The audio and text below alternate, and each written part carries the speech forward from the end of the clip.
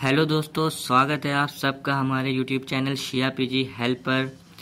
और आज हम आप लोग के लिए लेके आए हैं कॉस्ट अकाउंटिंग के 150 एमसीक्यू बेस्ड क्वेश्चन। ये 150 एमसीक्यू बेस्ड क्वेश्चन बहुत सारे एग्ज़ाम्स में आ चुके हैं और बहुत ही मोस्ट इम्पॉर्टेंट क्वेश्चंस हैं। अगर आपको ये वीडियो पसंद आती है या फिर आपकी स्टडी में कहीं भी हेल्प करती है वीडियो, तो प्लीज़ चैनल को सब्सक्राइब ज़रूर करिएगा और बेल आइकन को प्रेस करिएगा ताकि जल्द से जल्द हमारी लेटेस्ट अपडेट्स या नोटिफिकेशन या नोट्स या ऐसी वीडियो एमसीक्यू बेस्ड क्वेश्चन से रिलेटेड आप तक पहुंच जाए। तो दोस्तों, इस टॉपिक में हम आपको 1 से 50 तक क्वेश्चन शेयर करेंगे, क्वेश्चन नंबर 1 to 50, ताकि इसलिए कि वीडियो ज़्यादा लंबी ना हो। और next question 51 to 100 next video में शेयर करेंगे। ये question number 1 to 50 most important question है। इनको आप कहीं नोट कर लीजिए या फिर आप कहीं पढ़ लीजिए, याद कर लीजिए, ताकि आपको ये याद रहें और आप इन्हें भूलें ना। अगर आपको इसकी पीडीएफ चाहिए तो आप हमारे इंस्टाग्राम शिया पीजी हेल्प को फॉलो कर लीजिए। वहाँ पे आप हमको मैसेज करिए, हम आपको पीडीएफ प्रोवाइड कर देंगे। और ये बिल्कुल फ्री ऑफ कॉस्ट है पीडीएफ, इसके कोई चार्जेस नहीं। आप मैसेज करिए, फॉलो करिए, आपको पीडीएफ प्रोवाइड हो जाएगी। और हमारे चैनल को ज़रूर सब्सक्राइब कर लीजिएगा और बेल आइकन प्रेस कर दीजिएगा। Thank you.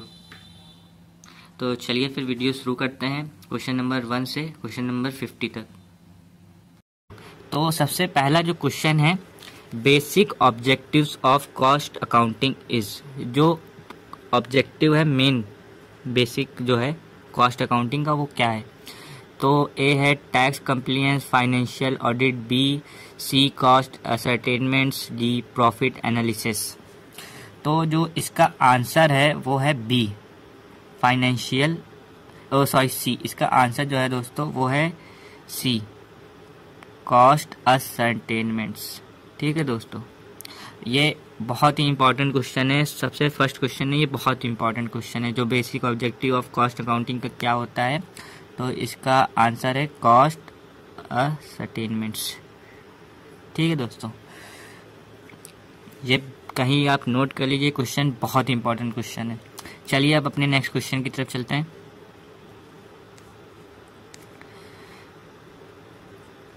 तो सेकंड क्वेश्चन जो हमारा है वो कह रहा है कि जो direct cost incurred can be identified with option A each department, B each unit of output, C each month, D each executive. तो इसका जो आंसर है वो है B, each unit of output. इसका आंसर है B, each unit of output. ठीक है दोस्तों, direct cost incurred can be identified with each unit of output. चलिए दोस्तों, अपने थर्ड क्वेश्चन की तरफ चलते हैं हम लोग।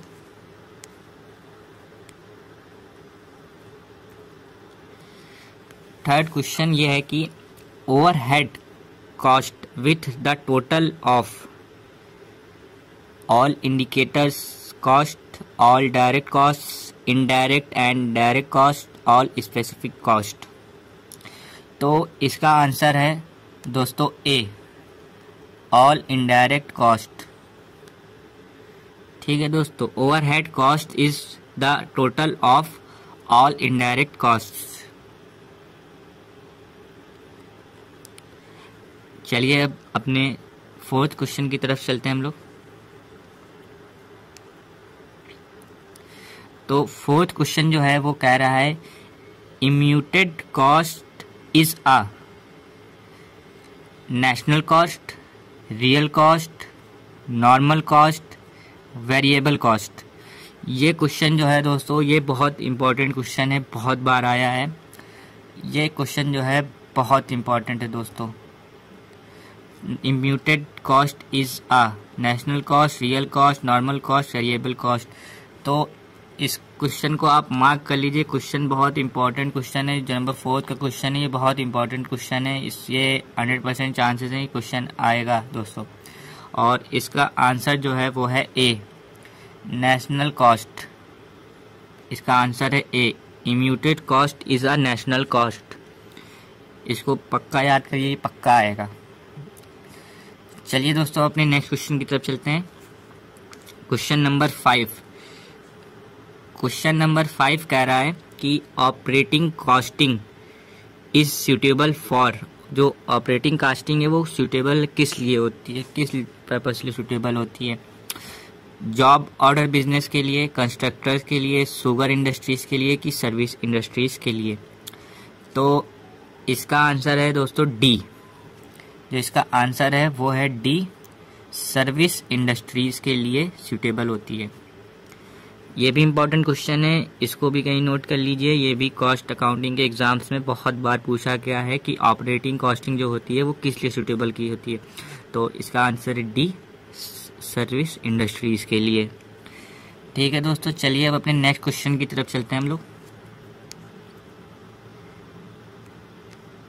जो नेक्स्ट क्वेश्चन है वो हमारा है process costing is suitable for. Option A hospital और option B oil refining firm, transport firm, brick laying firm. तो ये हम हल्का सा थोड़ा जूम जो है वो कम कर देते हैं तो आपको ये क्वेश्चन ऊपर से समझ में आ जाएगा। ये देखिए दोस्तों, ये अब क्वेश्चन पूरा आपके समझ में आ गया। तो इसका ये है process costing is suitable for hospitals, oil refining firm, transport firm, brick laying firm. तो इसका आंसर है बी, ऑयल रीफिंग फर्म्स। जो 6 का क्वेश्चन है उसका ये आंसर है। ठीक है, चलिए अब अपना हम नेक्स्ट क्वेश्चन पे चलते हैं, 7 नंबर क्वेश्चन पे।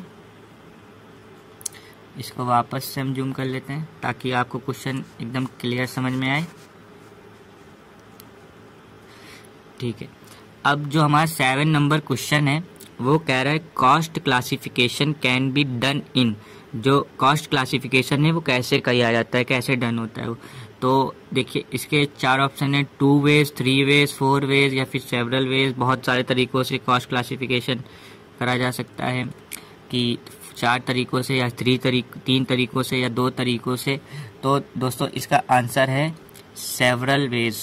बहुत सारे तरीकों से कॉस्ट क्लासिफिकेशन किया जा सकता है। ठीक है दोस्तों, ये भी बहुत इंपॉर्टेंट क्वेश्चन है, इसको भी आप मार्क कर लीजिए। क्वेश्चन नंबर 7 बहुत इंपॉर्टेंट क्वेश्चन है, ये भी फंस सकता है क्योंकि ये बहुत बार पूछा गया है कॉस्ट अकाउंटिंग के एग्जाम्स में। चलिए अब नेक्स्ट क्वेश्चन की तरफ अपने चलते हैं।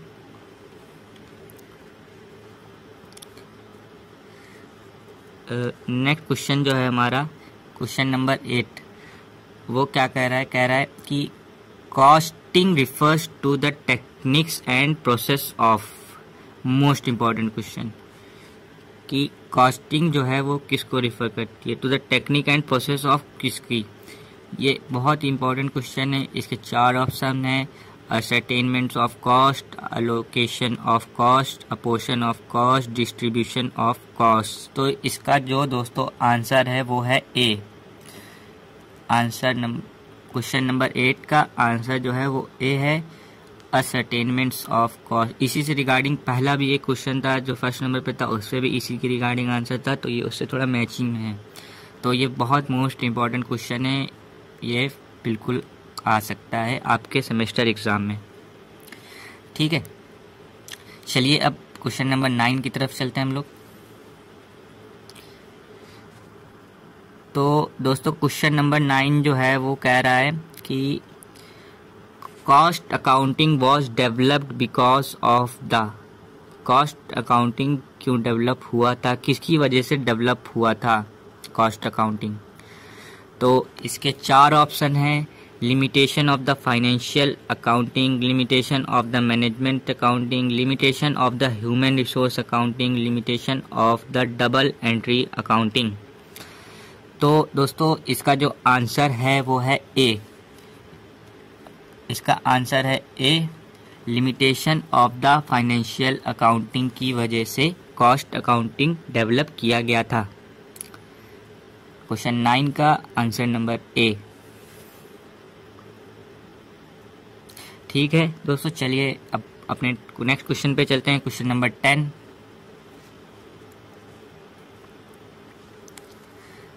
क्वेश्चन नंबर 10 कह रहा है कि Multiple costing is a technique of using two or more costing cost by the same firm, the several firms, the same industry, the several industry।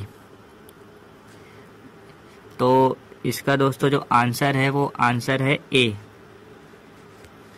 The same firm. देखिए थोड़ा हम जूम इन करते हैं तो आपको पूरा क्वेश्चन एकदम साफ समझ में आएगा। तो इसका आंसर है दोस्तों ए, द सेम फर्म। ठीक है दोस्तों, चलिए अब हम अपने नेक्स्ट क्वेश्चन पे चलते हैं। Question number 11। क्वेश्चन नंबर 11 कह रहा है कि wages paid to a labor who was engaged in production activities can be termed as direct cost, indirect cost, sunk cost, imputed cost। तो इसका आंसर है दोस्तों ए, आंसर है ए, डायरेक्ट कॉस्ट। ठीक है दोस्तों, क्वेश्चन नंबर 12 पे आते हैं। क्वेश्चन नंबर 12 कह रहा है कि the cost which to be incurred when a business unit is closed, imputed cost, historical cost, sunk cost, shutdown cost. तो इसका आंसर है डी, शटडाउन कॉस्ट। दोस्तों इसका आंसर है D, shutdown cost. Question number 12 का आंसर डी।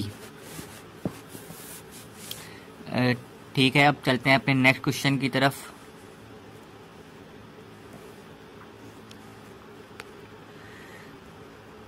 जो question number 13 है वो कह रहा है कि classification of cost is helpful to find gross profit, to find net profit, to identify cost या फिर टू आइडेंटिफाई इफिशियंसी। 4 ऑप्शन है ए, बी, सी, डी। तो इसका जो ऑप्शन है दोस्तों वो है C, identify to cost, to identify cost. ये बहुत इंपॉर्टेंट क्वेश्चन है, ये आपके एग्जाम में आ सकता है, इसको भी आप मार्क कर लीजिए एज ए इम्पॉर्टेंट क्वेश्चन। बहुत सारे कॉस्ट अकाउंटिंग के एग्जाम्स में ये क्वेश्चन आया है और इस बार भी आ सकता है, तो आप इसको मार्क कर लीजिए एज ए इम्पॉर्टेंट क्वेश्चन। चलिए क्वेश्चन नंबर 14 पे चलते हैं। क्वेश्चन नंबर 14 जो है वो कह रहा है elements of cost are 3 types, 4 types, 5 types, 7 types. कितने टाइप के होते हैं? तो ये आपका आंसर है दोस्तों 3 टाइप्स, ए। क्वेश्चन नंबर 14 का आंसर ए, 3 टाइप्स। ये इम्पॉर्टेंट क्वेश्चन है, इसको मार्क कर लीजिए। क्वेश्चन नंबर 14 बहुत इंपॉर्टेंट क्वेश्चन है, ये भी आपके एग्जाम में आ सकता है।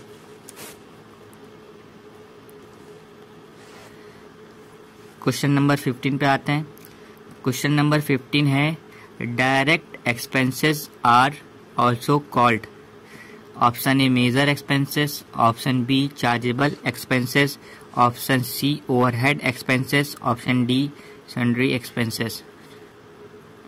तो इसमें direct expenses are also called A, B major expenses, chargeable expenses, overhead expenses, sundry expenses. तो इसका आंसर जो है दोस्तों वो है बी, चार्जेबल एक्सपेंसेस।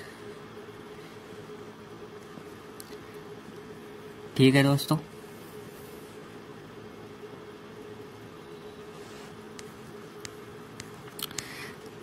अब आते हैं हम लोग क्वेश्चन नंबर 16 पे। क्वेश्चन नंबर 16 क्या कह रहा है? कह रहा है कि indirect material used in production is classified as. जो मटेरियल होता है, इनडायरेक्ट मटेरियल जो होता है, तो वो किस में यूज किया जाता है, किस तरह से यूज किया जाता है? Used in production is classified as, मतलब क्लासिफाइड कैसे किया जाता है? Office overhead, selling overhead, distribution overhead, production overhead. तो देखिए इसमें प्रोडक्शन से रिलेटेड ये है, तो इसका आंसर भी प्रोडक्शन ओवरहेड है। प्रोडक्शन ओवरहेड ही इसका आंसर है। Option number D important question है, अगर ये क्वेश्चन आता है तो आपको सिंपल सी ट्रिक लगानी, इस तरह से याद रखना है कि प्रोडक्शन है इसमें, तो इसमें भी प्रोडक्शन ओवर हेड होगा दोस्तों। इसका आंसर है option number D, production over head. ठीक है दोस्तों, चलते हैं अपने नेक्स्ट क्वेश्चन की तरफ। Question number 17, warehouse rent is a part of prime cost, factory cost, distribution cost, production cost. Most important question है दोस्तों, क्वेश्चन नंबर 17 बहुत बार पूछा गया है। Warehouse rent is a part of, किसका part है? तो इसका आंसर है सी, डिस्ट्रीब्यूशन कॉस्ट। इसको मार्क कर लीजिए एज अ इम्पोर्टेंट क्वेश्चन, ये आ सकता है आपके एग्जाम में।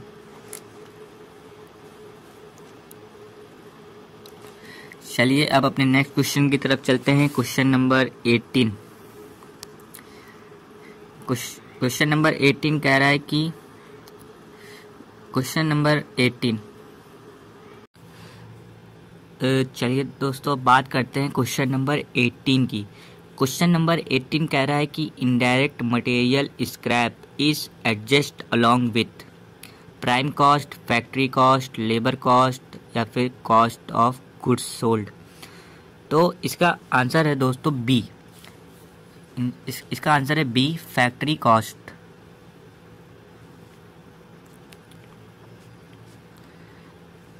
ठीक है दोस्तों, नेक्स्ट क्वेश्चन पे चलते हैं। Question number 19। क्वेश्चन नंबर 19 कह रहा है which one of the following is not considered for preparation of cost sheet. Which of the following is not considered for preparation of cost sheet. Option है factory cost, goodwill return off, selling cost या फिर labour cost. तो इसका answer है दोस्तों, answer number इसका B है। तो इसका आंसर है गुडविल रिटर्न ऑफ। ठीक है दोस्तों, ये है इसका answer B, goodwill return off. Next question पे चलते हैं। Question number 20, sale of defectives is reduced from prime cost, work cost, cost of production या फिर कॉस्ट ऑफ सेल्स। तो इसका आंसर है C, cost of production. Important question है, इसको आप as a important question mark कर लीजिए।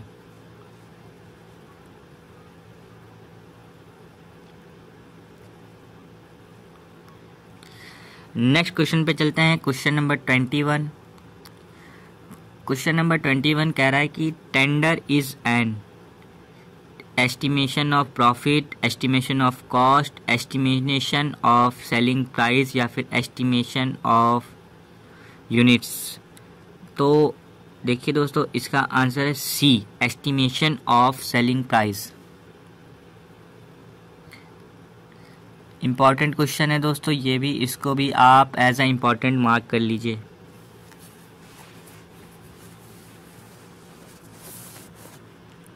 नेक्स्ट क्वेश्चन पे चलते हैं अपने।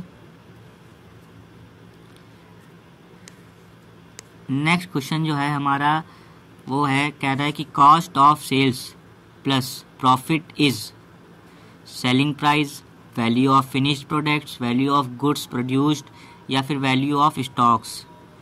तो इसका आंसर है A, selling price.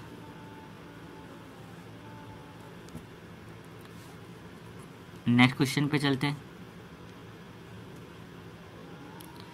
Question number 23। Question number 23 कह रहा है कि prime cost includes direct materials, direct wages and indirect expenses या फिर indirect materials and indirect labour and indirect expenses, या फिर option C direct materials, direct wages and direct expenses, या फिर D direct material, indirect wages and indirect expenses. तो इसका answer है C, direct material, direct wages and direct expenses. Prime cost जो होता है वो डायरेक्ट होता है, direct material, direct wages and direct expenses. इसका आंसर है सी।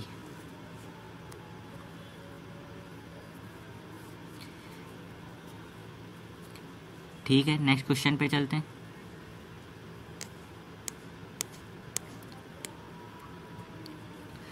नेक्स्ट क्वेश्चन हमारा कह रहा है कि क्वेश्चन नंबर 24 कि total of all direct cost is termed as prime cost, work cost, cost of sales, cost of production.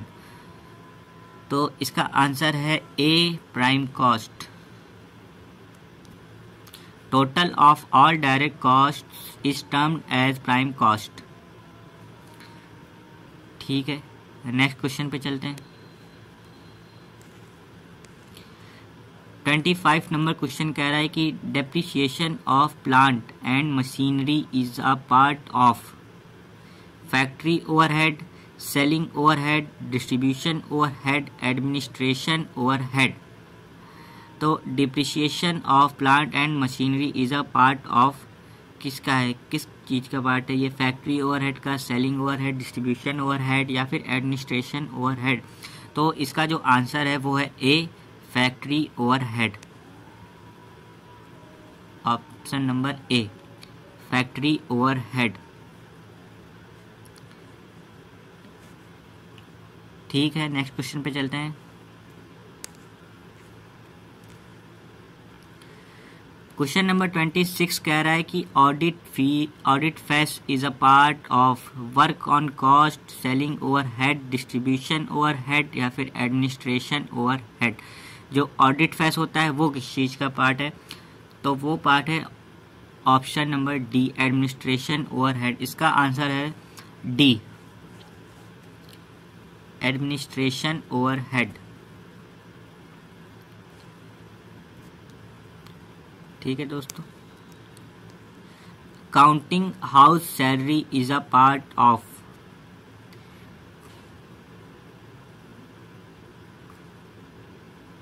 A, factory overhead, B, selling overhead, C, distribution overhead या फिर D, administration overhead.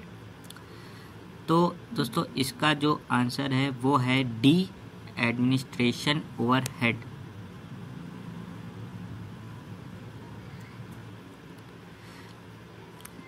ठीक है दोस्तों, next question पे चलते हैं अपना, question number 28।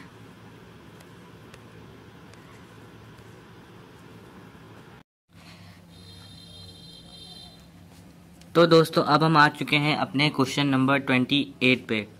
तो क्वेश्चन नंबर 28 जो कह रहा है factory overhead can be charged on the basis of, option A है material cost, labour cost, prime cost या फिर डायरेक्ट एक्सपेंसेस। तो इसका आंसर है दोस्तों ए, मटेरियल कॉस्ट। इसका आंसर है दोस्तों ए, मटेरियल कॉस्ट। ठीक है, नेक्स्ट क्वेश्चन पे चलते हैं।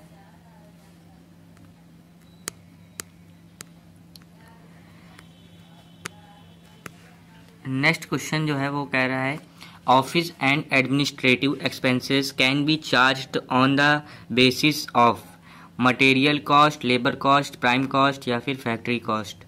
तो इसका आंसर है सी, लेबर कॉस्ट।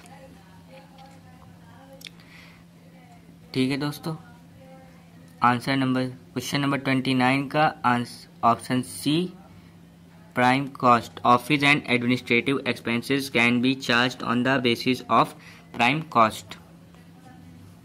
ठीक है, नेक्स्ट क्वेश्चन पे चलते हैं। नेक्स्ट क्वेश्चन जो है वो कह रहा है कि selling and distribution expenses can be charged on the basis of, option A material cost, labour cost, prime cost या फिर फैक्ट्री कॉस्ट। तो इसका आंसर है दोस्तों C, prime cost. Selling and distribution expenses can be charged on the basis of prime cost. Next question पे चलते हैं। Question number 31 कह रहा है कि the ratios which reflect managerial efficiency is handling the assets is turnover ratio, profitability ratio, short term solvency ratio या फिर long term solvency ratio. तो इसका आंसर है टर्नओवर रेशियो।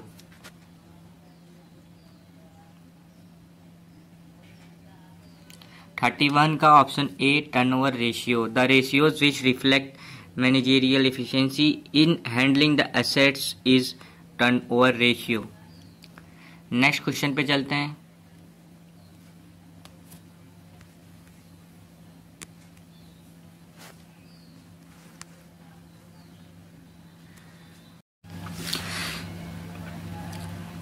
तो दोस्तों चलिए अब हम बात करते हैं क्वेश्चन नंबर 32 की। क्वेश्चन नंबर 32 कह रहा है कि the ratios which reveal the final result of the managerial policies and performance is turnover ratios, profitability ratio, short term solvency ratio या फिर लॉन्ग टर्म सॉल्वेंसी रेशियो। तो इसका आंसर जो है वो दोस्तों वो है B, profitability ratio.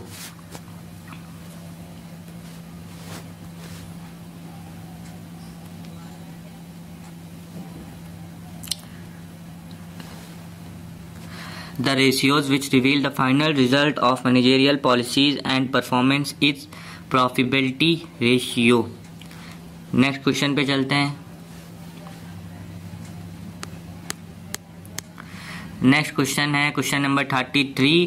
Question number 33 कह रहा है return of investment is a most important question.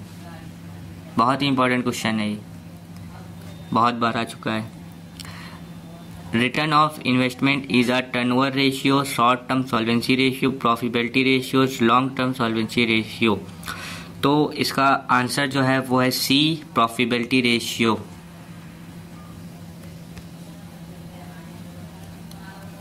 Return of investment is a profitability ratio. Next question पे चलते हैं। Question number 34। क्वेश्चन नंबर 34 कह रहा है नेट प्रॉफिट रेशियो इज आ। जो नेट प्रॉफिट रेशियो होता है वो क्या होता है? Option A turnover ratio, B long term solvency ratio, C short term solvency ratio या फिर डी प्रॉफिटेबिलिटी रेशियो। तो इसका आंसर है दोस्तों डी, प्रॉफिटेबिलिटी रेशियो।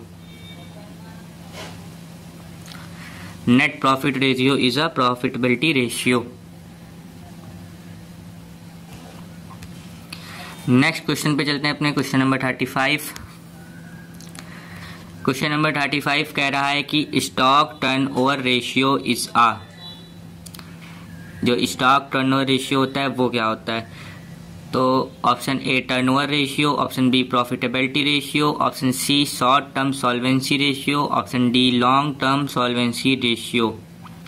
जो भी ये रेशियो इज आ करके जितने भी क्वेश्चन हैं वो सब इंपॉर्टेंट क्वेश्चन है। इन सब को आप पढ़ लीजिए, मार्क कर लीजिए या फिर कहीं नोट कर लीजिए ताकि एग्ज़ाम के टाइम आपको कहीं ढूंढना ना पड़े। आप नोट्स की तरह इनको बना लीजिए और उससे आप पढ़ सकते हैं। तो इसका आंसर जो है क्वेश्चन नंबर 35 का स्टॉक टर्नओवर रेशियो, उसका है आंसर ए, टर्नओवर रेशियो। इसको क्या कहते हैं? इसको हम कहते हैं turnover ratio. Stock turnover ratio is a turnover ratio. Next question पे चलते हैं। नेक्स्ट क्वेश्चन कह रहा है current ratio is a short term solvency ratio, long term solvency ratio या फिर प्रॉफिटेबिलिटी रेशियो या फिर टर्नओवर रेशियो। तो इसका आंसर जो है दोस्तों वो है A, short term solvency ratio. Current ratio को शॉर्ट टर्म सॉल्वेंसी रेशियो कहते हैं, वो होता है। Current ratio is a short term solvency ratio. Next question पे चलते हैं। Proprietary ratio is a short term solvency ratio, long term solvency ratio, profitability ratio, turnover ratio. तो ये क्वेश्चन नंबर 37 का जो आंसर है वो है B, long term solvency ratio. Long term solvency ratio. ठीक है दोस्तों, नेक्स्ट क्वेश्चन पे चलते हैं। नेक्स्ट क्वेश्चन है क्वेश्चन नंबर 38। क्वेश्चन नंबर 38 कह रहा है कि fixed assets ratio is a short term solvency ratio, long term solvency ratio, profitability ratio, turnover ratio. तो फिक्स्ड एसेट्स रेशियो वो होता है लॉन्ग टर्म में जाता है, तो इसका आंसर है दोस्तों बी। इसका आंसर है B, long term solvency ratio. Fixed assets ratio is a long term solvency ratio. Next question पे चलते हैं। नेक्स्ट क्वेश्चन है क्वेश्चन नंबर 39। क्वेश्चन नंबर 39 कह रहा है fixed assets turnover ratio is a. जो फिक्स्ड एसेट्स टर्नओवर रेशियो होता है उसको क्या कहते हैं? तो short term solvency ratio, long term solvency ratio, profitability ratio, turnover ratio. तो इसका आंसर है D, turnover ratio. Fixed assets turnover ratio is a turnover ratio. Next question पे चलते हैं। Question number 40। क्वेश्चन नंबर 40 कह रहा है कि the ratio which measures the profit in relation to capital employed is known as. Option A return on investment, option B gross profit ratio, option C operating ratio, option D operating profit ratio. तो इसका answer है A, return on investment.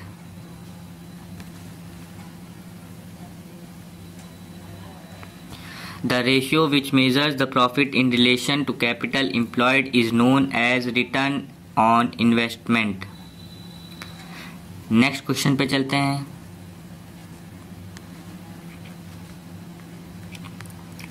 Question number 41। Question number 41 कह रहा है कि the ratio which determines the profitability from the shareholders point of view is.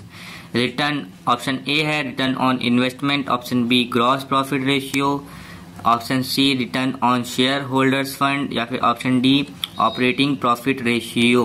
तो इसका answer है दोस्तों C, return on shareholder funds. और क्वेश्चन है इसका the ratio which determines the profitability from the shareholders point of view is return of share holders fund.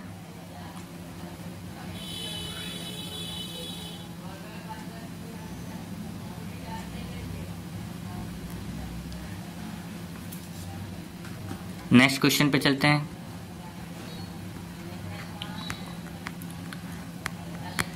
Question number 42।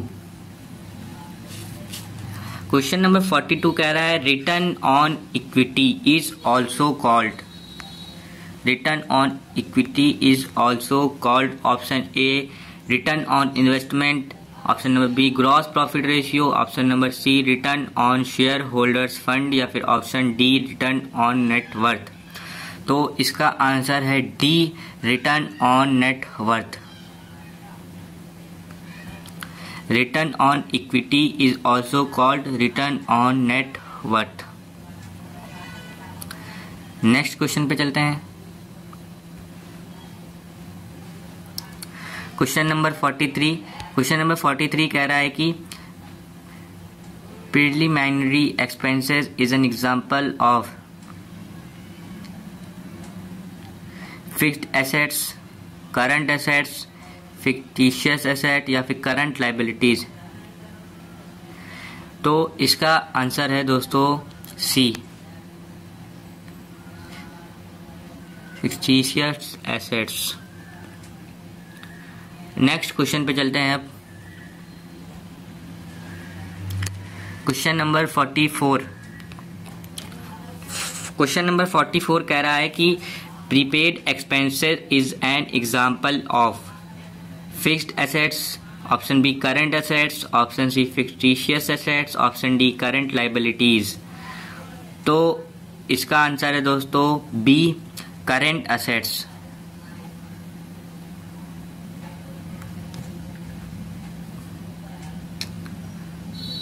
Next question पे चलते हैं। Question number 45।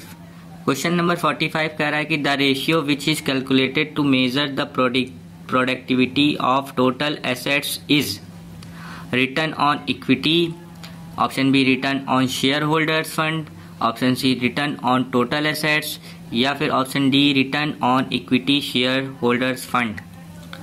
तो इसका answer जो है वो है C, return on total assets.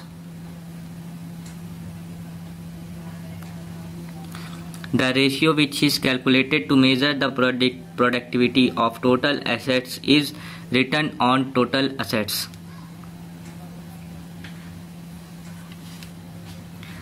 Next question पे चलते हैं।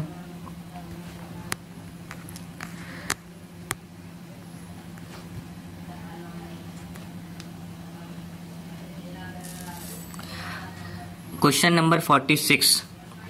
क्वेश्चन नंबर 46 कह रहा है कि the ratio which shows the proportion of profits retained in the business out of current years profit is retained earning per ratio, या फिर B payout ratio, या फिर सी अर्निंग पर शेयर, या फिर डी प्राइस अर्निंग रेशियो। तो इसका जो answer है वो है A, retained earning ratio. The ratio which shows the proportion of profits retained in the business out of the current year's profit is retained earning ratio। Next question पे चलते हैं, question number 47। तो question number 47 कह रहा है कि the ratio which indicates earning per share reflected by the market price is option A retained earning ratio, option B payout ratio, option C earning per share, या फिर option D price earning ratio. तो इसका जो answer है दोस्तों वो है D, price earning ratio.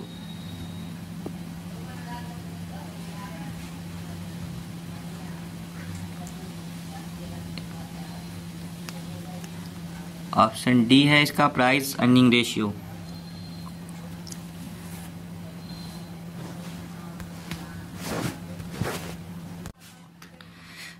तो क्वेश्चन नंबर 47 कह रहा है कि the ratio which indicates earning per share reflected by the market price is retained earning ratio, payout ratio, earning per share, या फिर प्राइस अर्निंग रेशियो। तो इसका जो आंसर है दोस्तों वो है D, price earning ratio. The ratio which indicates per share reflected by the market price is price earning ratio। Next question पे चलते हैं अपने। Question number 48। क्वेश्चन नंबर 48 कह रहा है कि the ratio establishes the relationship between profit before interest and tax and fixed interest charges is interest cover ratio, fixed dividend cover ratio, या फिर ऑप्शन सी डेब्ट सर्विस कवरेज रेशियो, या फिर option D dividend yield ratio. तो इसका answer है दोस्तों A, interest cover ratio. The ratio establishes the relationship between profit before interest and tax and fixed interest charges is interest cover ratio। Next question पे चलते हैं। Question number 49। Question number 49 कह रहा है the ratio shows the performance dividend as a proportion of profit available for shareholder is interest cover ratio, option B fixed dividend cover ratio, option C debt service coverage ratio, या फिर option D dividend yield ratio. तो इसका answer है दोस्तों B, fixed dividend cover ratio.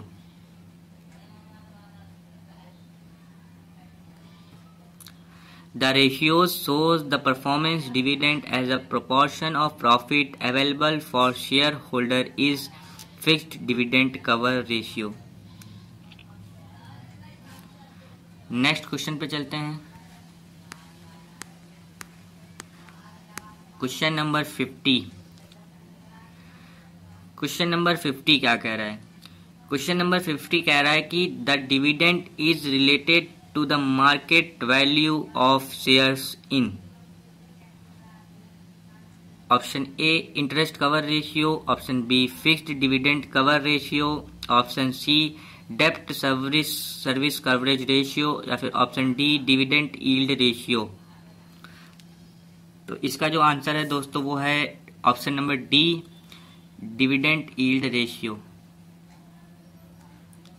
The dividend is related to the market value of shares in dividend yield ratio. तो total हमारे दोस्तों 50 question complete हो चुके हैं। टोटल 150 क्वेश्चंस हैं, तो वीडियो बहुत लंबी हो जाएगी, इसलिए ये 50 क्वेश्चंस की एक वीडियो है। नेक्स्ट क्वेश्चंस आपको नेक्स्ट वीडियो में मिल जाएंगे। और अगर आपको किसी और सब्जेक्ट से रिलेटेड आपको एमसीक्यू क्वेश्चंस या नोट्स या कुछ भी चाहिए तो आप हमें इंस्टाग्राम पे मैसेज कर सकते हैं, हम आपको पीडीएफ प्रोवाइड कर देंगे। और चैनल को सब्सक्राइब कर लीजिए। अगर वीडियो हेल्पफुल हो, आपकी स्टडी मटेरियल में ये काम आए, स्टडी से रिलेटेड हेल्पफुल हो ये वीडियो, तो प्लीज़ वीडियो को पूरा देखिएगा और शेयर कर दीजिएगा अपने दोस्तों में, और चैनल को सब्सक्राइब कर दीजिए। CRPG हेल्प को थैंक यू।